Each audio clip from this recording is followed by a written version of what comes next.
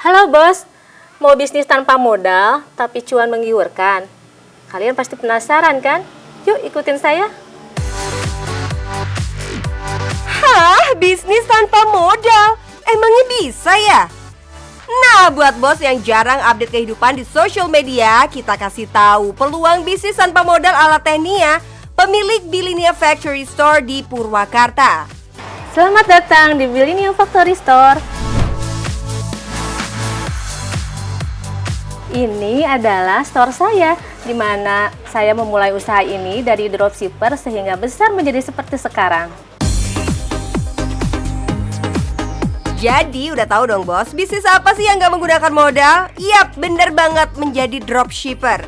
Dropship adalah sistem penjualan di mana para dropshipper menjual produk dari supplier langsung ke pembeli tanpa harus menyetok barang terlebih dahulu. Jadi kalian hanya perlu foto produk yang ciamik lalu menjualnya melalui social media ataupun secara langsung ke konsumen. Seperti Nia dan suaminya Roni yang memulai karir bisnisnya menjadi seorang dropshipper baju koko. Awalnya mereka hanya membantu orang tua untuk menjual barang dagangan. Tapi karena ilmu marketing Nia dan suami ini terbilang oke, akhirnya ia berhasil menjadi penjual barang grosiran di Pasar Tanah Abang dan Tamrin City, Jakarta. Meskipun begitu, usaha yang dilakukan oleh kedua pasangan ini nggak semulus kelihatannya ya bos. Setelah berhasil menjadi penjual grosiran, ternyata masalah yang datang adalah di stok barang yang nggak ada. Berawal dari keterbatasan, jadi auto cuan. Yap, bisa dibilang dari sinilah usaha Nia dan suami meraih kesuksesan. Meskipun sudah berhasil jadi dropshipper, tapi mereka nggak mau cepat berpuas diri. Mereka menggunakan uang hasil tabungannya untuk memulai bisnis konveksi secara kecil-kecilan. Tapi semakin besar usaha kita, semakin besar juga ujiannya. Yap, setelah menginvestasikan sebagian besar hasil tabungannya untuk bisnis konveksi, ternyata mereka memiliki kendala karena ilmu dan pengalaman yang masih sangat minim. Kendalanya itu yang namanya kita bertransformasi ya, dari tadinya ngambil cuma ke bapak aja gitu, sekarang bikin sendiri gitu. Otomatis kan kita ilmunya harus ada ilmu gitu ya. Dengan ilmu yang minim itu otomatis ya banyak hal-hal yang akan menjadi masalah gitu. Kayak misalnya kita ditipu sama karyawan yang kita nggak ngerti masalah motong, terus serahin begitu aja ke karyawan gitu. Terjadi pemborosan gitu kan.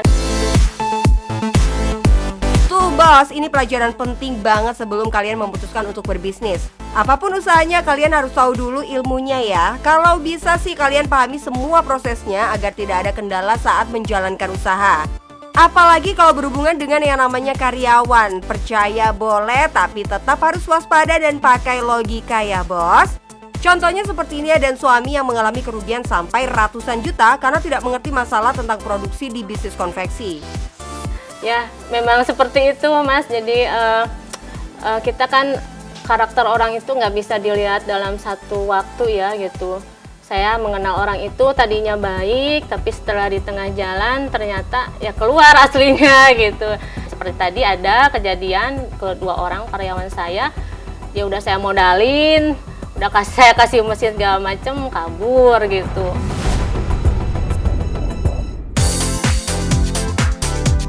Kendala yang dihadapi kedua pasangan ini emang gak kaleng-kaleng ya bos. Kayaknya kalau gak punya mental yang kuat, pasti mereka sudah gulung tikar nih. Bayangin aja modal dibawa lari karyawan itu gimana sih rasanya? Tapi tenang bos, kalau kata pepatah ada pelangi setelah hujan. Setelah mengalami kendala secara terus-menerus dan belajar dari pengalaman, akhirnya Nia dan suami pun merasakan hasilnya. Seperti yang kalian lihat sekarang ya bos, kalau dulu karyawannya masih 1 atau 2 orang saja, sekarang kurang lebih Nia dan suami memiliki 150 karyawan. Saya fokusnya, kita harus fokus jangan ke masalahnya gitu, tapi fokusnya ke peluangnya aja deh gitu. Peluangnya, misalnya nih, saya ditipu 100 juta ya gitu, tapi di depan ada peluang market 1M misalnya. Ya udah kita fokus ke situ aja gitu.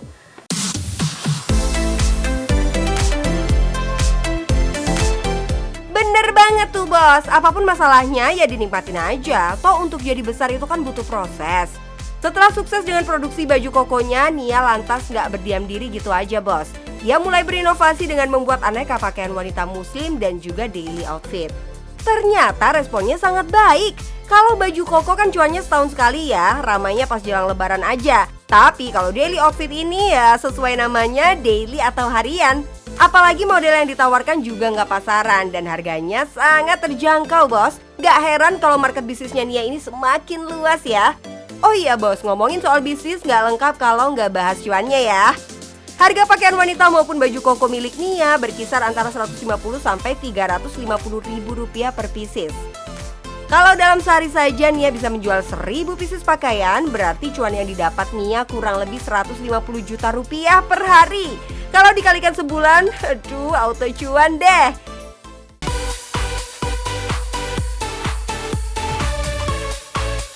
Ingat bos, pohon tidak tumbuh dalam semalam. Gak punya modal bisa mulai dari dropshipper. Tapi jangan asal jadi dropshipper ya, kamu harus tahu kualitas produk yang kamu jual.